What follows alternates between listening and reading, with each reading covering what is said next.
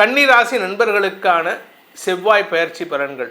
கன்னிராசியை பொறுத்த வரைக்கும் பாக்கியஸ்தானத்தில் செவ்வாய் இருந்து தந்தையால் மனக்கசப்புகளையும் தந்தையால் செலவுகளையும் ஏற்படுத்திட்டு இருந்தார். இன்ஃபேக்ட் இன்னும் சொல்லப்போனால் சில பேர்த்துக்கு தந்தையுடைய ஆரோக்கியத்தில் பிரச்சனையை கொடுத்துருப்பார்.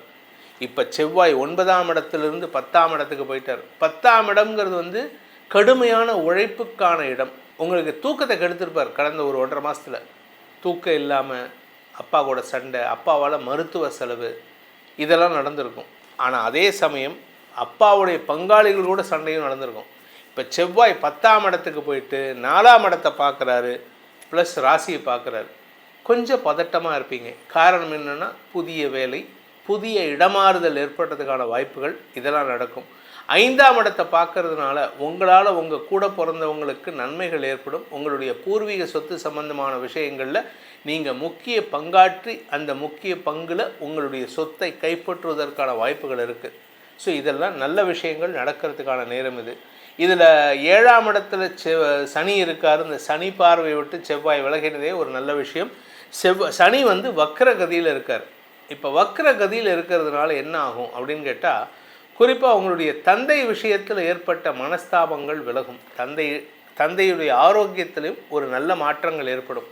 அதே சமயம் உங்களுக்கு நட்புக்கள் விஷயத்தில் எப்போவுமே கொஞ்சம் எச்சரிக்கையாக இருக்கணும். கன்னிராசியை பொறுத்த வரைக்கும் வெளுத்ததெல்லாம் பாலுன்னு நினைக்கிறவங்களா இருப்பீங்க. ஆனால் உங்களுக்குள்ளேயும் ஒரு குதர்க்கம் இருக்கும். ஆனால் இப்போ அந்த சனி உங்களுக்கு வெளுத்ததெல்லாம் பாலுன்னு நம்ப வைக்கக்கூடிய இடத்துல இருக்கார். ஆக்சுவலாக அவர் தான் யோகாதிபதி, ஆனால் இருக்கிற இடம் சரியில்லை. ஸோ அதனால் கொஞ்சம் பொறுமையாக இருந்துக்கோங்க. நண்பர்களை நம்புவதை தவிர்ப்பது நல்லது. வேலை செய்கிற இடத்துல உங்களை பற்றி பெருமையாக பேசுவாங்க, உங்களை பற்றி சந்தோஷமாக பேசுவாங்க. அதை வீட்டில் சொன்னீங்கன்னா அது என்ன ஆகும்னா, ஆஃபீஸில் அதுக்கு நேர்மறையாக உங்களை சில சமயம் அடுத்த நாளே உங்களை பற்றி தப்பாக பேசுகிறதுக்கான வாய்ப்பு இருக்குது. நிலம் சொத்து சம்பந்தமான தொழில் செய்யக்கூடிய நபர்கள், விவசாயம் பண்ணுறவங்க, ரியல் எஸ்டேட் பண்ணுறவங்க, புரோக்கர்ஸாக இருக்கிறவங்க, கன்ஸ்ட்ரக்ஷன் பிஸ்னஸ் பண்ணி கொடுக்குறவங்க, அதே மாதிரி கான்ட்ராக்ட் எடுத்து பிஸ்னஸ் பண்ணுறவங்க, இந்த ஜல்லி பிஸ்னஸ் பண்ணுறவங்க, க்ரஷர் வச்சு நடத்துகிறவங்க, மணல் வியாபாரம் பண்ணுறவங்க, இவர்களுக்கெல்லாம் அமோகமான தொழில் ஏற்படக்கூடிய சூழ்நிலை இருந்தாலும் அலைச்சல் அதிகரிக்கிறதுக்கான வாய்ப்பு இருக்குது. உடம்பில் உஷ்ணம் ஜாஸ்தி ஆகும். அதனால் கொஞ்சம் உடம்பை பார்த்துக்கோங்க. அதே சமயம் நெஞ்சு பகுதியில் ஏதாவது நெஞ்சு எரிச்சல் வருது, நெஞ்சு ஒரு மாதிரி எரிச்சலாக இருக்குது, இல்லை ஒரு மாதிரி சாப்பிட்டது அஜீரணமாக இருக்குன்னா உடனே மருத்துவரை பார்க்குறது நல்லது. ஏன்னா 4ஆம் இடத்துக்கு செவ்வாயின் பார்வை இருக்கிறதுனால மருத்துவ ரீதியான சில சங்கடங்கள் ஏற்படுறதுக்கு வாய்ப்பு இருக்குது. இன்ஃபேக்ட் இன்னும் சொல்லப்போனால் சொத்து விஷயமாகவும் உங்களுக்கு பிரச்சனை வரலாம். உங்களுடைய சொத்து விஷயமாக பிரச்சனை வரலாம். ஆனால் சுமூகமாக தீர்த்துருவீங்க, அது வேறு விஷயம். ஏன்னா குரு சப்போர்ட்டிவாக இருக்கார், வெற்றி 3ஆம் இடத்தை பார்க்குறார். அதனால் உங்களுக்கு நிரந்தர வெற்றி தான், எப்படியும் வெற்றி அடைஞ்சிருவீங்க. ஆனால் அதுக்கு முதல்ல ஒரு பிரச்சனை வருது பாருங்கள். உங்கள் வீட்டு வாசலில் ஒருத்தங்க கடப்பாரை வச்சுட்டு வீட்டு வாசலில் இடிக்க போகிறேன்னு நின்னா டென்ஷன் ஆவீங்கல்ல, அந்த டென்ஷன் ஆவீங்க. அதுக்கப்புறம் அது உங்களுக்கு சாதகமாக தீர்ப்பை எழுதக்கூடிய ஆற்றல் ஏற்படும். இந்த செவ்வாய் பயிற்சியானது, அதாவது கன்னி ராசியை பொறுத்த வரைக்கும் செவ்வாய் பயிற்சியானது சில மாற்றங்களை ஏற்படுத்தும். தாயாரின் ஆரோக்கிய விஷயத்தில் கொஞ்சம் கவனமாக இருந்துக்கிறது நல்லது. தாயாருடன் மனஸ்தாபம் ஏற்படக்கூடிய சூழ்நிலை. ஏன்னா அஷ்டமாதிபதி செவ்வாய் 10ஆம் இடத்துலேருந்து 4ஆம் இடத்தை பார்க்குறாரு. அம்மாவை எதிரியாக பார்க்க தோணும். அம்மா சொல்கிறதுக்கு எதிர்வார்த்தை பேசுவீங்க. அதனால் முடிஞ்ச வரைக்கும் அதை குறைக்கிறதுக்கு பாருங்கள். உங்களை ஒரு இரிட்டேட்டட் மூடில் வச்சுருப்பார் செவ்வாய்.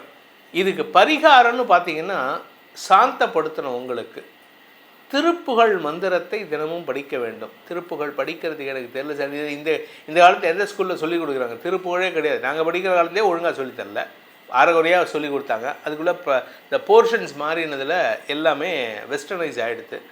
அதுக்கு என்ன பண்ணலாம்? குருவாய் வருவாய் அருள்வாய் குகனே அப்படிங்கிற மந்திரம், சிம்பிளான ஒரே லைன். உங்களுக்கான மந்திரம் என்ன? குருவாய் வருவாய் அருள்வாய் குகனே. முருகனே உங்களுக்கு குருவாக அருள வேண்டும்ங்கிற பிரார்த்தனை. அதை சொல்லிட்டு வாங்க. வாழ்க்கையில் நிரந்தர வெற்றிகள், பிரச்சனைகள் தீரும். உலக அளவில் பார்த்திங்கன்னா பெரிய பெரிய பிரச்சனைக்கு காரணம் அப்படின்னு பார்த்திங்கன்னா இந்த செவ்வாய் தான். ஒரு ஜாதகத்தில் செவ்வாய் நீச்சமாக இருந்தாலோ அல்லது உச்சமாக இருந்து வேற்று கிரகங்கள், அதாவது பாதகாதிபதி கிரகங்களால் பார்க்கப்பட்டாலோ அந்த மனுஷனுக்கு தைரியம் குறைவாக இருக்கும். அதே மாதிரி ஆரோக்கியத்திலும் பிரச்சனை ஏற்படும். நரம்பு ரத்தம் சார்ந்த பிரச்சனைகள் வரும். அதனால தான் வந்து செவ்வாய் நல்லா இருக்கா பாருங்க அப்படின்னு, செவ்வாய் தோஷம் இருக்கா பாருங்க, செவ்வாய் தோஷம் இருக்கக்கூடாது அந்த மாதிரிலாம். அதாவது செவ்வாய்க்கு சில கிரகங்களின் பார்வை இருந்தால் தோஷம்னு பேர். இப்போ அந்த செவ்வாய் வந்து கோச்சார ரீதியாக சில பயிற்சிகள் ஒவ்வொரு வருஷம் ஒவ்வொரு மாதமும் 1.5 மாதத்துக்கு ஒரு தடவை நடக்கும். வருஷத்தில் ஒரு எப்படி பார்த்தீங்கன்னா ஒரு 6லேருந்து 8 தடவை பயிற்சி ஆவார். இந்த கோச்சார ரீதியான செவ்வாய் பயிற்சியில் தான் வந்து உலக அளவில் பிரச்சனைகள் வெடிக்கக்கூடிய வகையில் இருக்குது. இப்போ ரீசெண்டாக பார்த்தீங்கன்னா ஜந்தர் மந்தரில் பிரச்சனை, அமெரிக்காவுக்கும் ஈரானுக்கும் பிரச்சனை, இதுக்கெல்லாம் காரணம் அதே மாதிரி ரஷ்யாவுக்கும் உக்ரைனுக்கும் பிரச்சனை. அதெல்லாம் காரணம் என்னன்னு கேட்டால் செவ்வாய் வந்து சனியின் பாதிப்பு, சனியின் சம்பந்தம் ஏற்படுகின்ற பொழுதெல்லாம் இந்த பிரச்சனைகள் வருது. இது இப்போது நடக்கக்கூடிய பிரச்சனைகளுக்கு தீர்வு கிடைக்குமா அப்படின்னு கேட்டால் அதெல்லாம் நிறுத்து போயிடும், அது வேறு விஷயம்.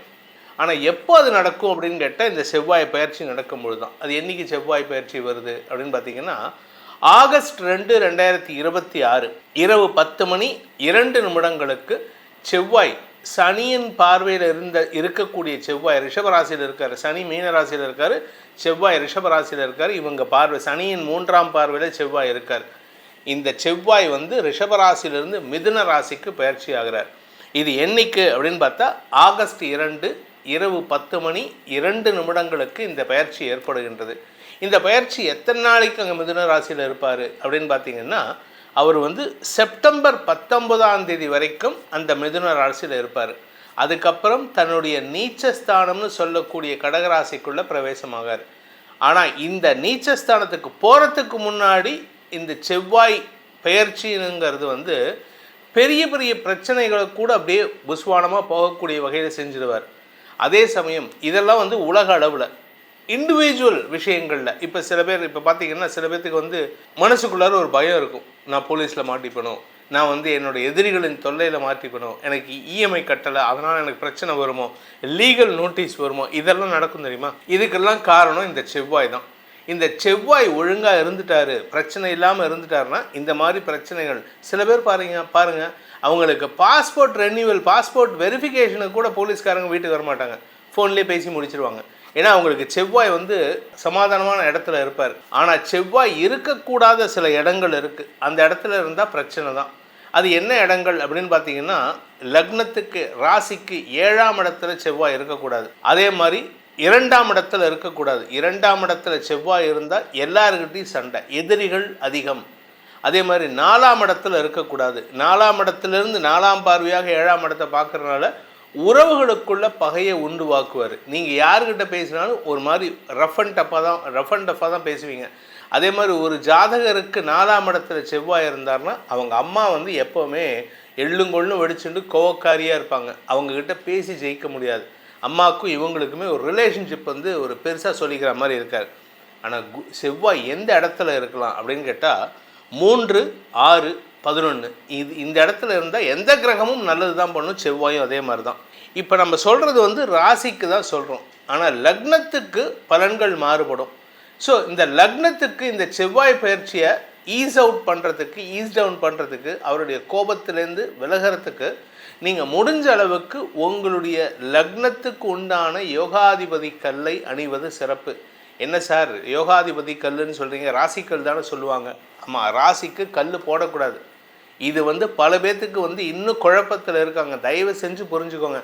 ராசிக்கு கல் போட்டிங்கன்னா உங்களுக்கு தேவையில்லாத பிரச்சனைகள் வரும். அதற்கு பதிலாக லக்னத்துக்கு யோகாதிபதி கல் என்னன்னு பார்த்து அந்த கல்லை அணிவதன் மூலமாக இந்த சுக்கிர பயிற்சி, செவ்வாய் பயிற்சி, சனி பயிற்சி, குரு பயிற்சியில் வரக்கூடிய நெகட்டிவ் பலன்களை குறைத்தும் பாசிட்டிவ் பலன்களை உயர்த்தியும் நம்ம வாழ்க்கையில் செப்பனிடுவதற்கான வாய்ப்புகள் ஏற்படும். நம்ம வாழ்க்கையில் பிரச்சனையை குறைக்கிறதுக்கு தான் இந்த கல்லை தவிர பிரச்சனையை உண்டு பண்ணுறது கிடையாது. இது அனுபவத்தில் நான் சொல்கிறேன், என்னுடைய அனுபவத்தில் சொல்கிறேன், அதுக்கேற்ற மாதிரி பயன்படுத்திக்கோங்க. செவ்வாய் பயிற்சி பலன்கள் கிட்டத்தட்ட பார்த்திங்கன்னா ஆகஸ்ட் 2 செப்டம்பர் 19 வரைக்கும் ஆல்மோஸ்ட் அதில் ஒரு 19 நாள், இதில் வந்து ஒரு 30 நாள் வச்சுக்கோங்க. 2ஆம் தேதி. ஸோ 31 நாளில் ஒரு நாள் போயிடுச்சுன்னா 2 நாள் போனால் கூட 29 நாள், கிட்டத்தட்ட 48 நாட்கள் செவ்வாய் பயிற்சி. இந்த செவ்வாய் பயிற்சியில் உங்களுக்கு நற்பலன்கள் அதிகரிக்கக்கூடிய சூழ்நிலை இருக்கிறதுனால உங்களுடைய தனிப்பட்ட ஜாதகத்துக்கு செவ்வாய் பயிற்சி எப்படிப்பட்ட பலன்களை அறிந்து கொள்ள வேண்டும் எனும் விருப்பம் உள்ளவர்கள் கீழே கொடுக்கப்பட்டுள்ள அடியேனின் தொலைபேசி எண்களில் தொடர்பு கொண்டு நேரடியாகவோ வாட்ஸ்அப் மூலமாகவோ பலன்களை தெளிந்து கொள்ளலாம். இதன் மூலமாக உங்களுடைய வாழ்க்கையில் பல ஒப்பற்ற நல்ல பலன்கள் ஏற்பட வேண்டும் எனும் அடியேனின் பிரார்த்தனையை சமர்ப்பித்து உங்கள் அனைவருக்கும் நல்வாழ்த்துக்களை தெரிவித்துக்கொண்டு உங்களிடமிருந்து விடைபெறுவது உங்கள் வேத ஜோதிடர் பிரகாஷ் நரசிம்மனின் அன்பான வணக்கங்களுடன். நன்றி, வணக்கம்.